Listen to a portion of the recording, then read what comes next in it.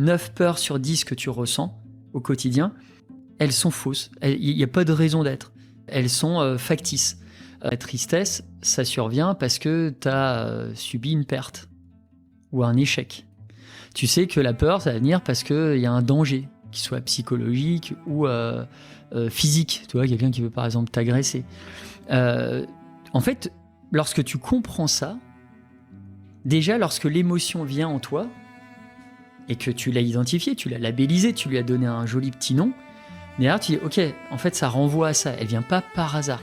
Ça vient pas de manière magique en fait. Il y a une émotion, alors tu as des émotions dysfonctionnelles, ok, ça c'est vrai, il y a des émotions des fois qui s'invitent, pas dans le bon tempo, pas dans le bon espace-temps, pas avec la bonne intensité, ça c'est ce qu'on appelle des émotions dysfonctionnelles. On sait par exemple qu'aujourd'hui, 9 peurs sur 10 que tu ressens au quotidien, elles sont fausses, il n'y a pas de raison d'être, elles sont factices. Quand tu n'es pas émotionnellement intelligent, bah, tu as du mal à repérer l'émotion sur 10 qu'il te faut absolument traiter.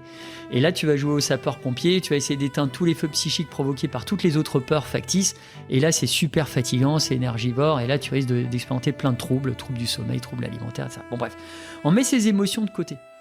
Ces émotions dysfonctionnelles-là, à la base de la base, toute émotion, qu'elle soit plaisante ou déplaisante, a une utilité.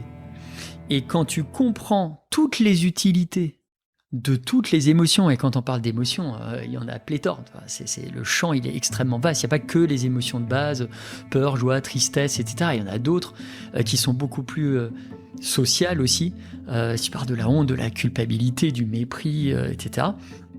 Mais quand tu comprends ces règles, ces logiques-là, derrière, tu interprètes plus facilement ce qui est en train de se passer dans ton environnement.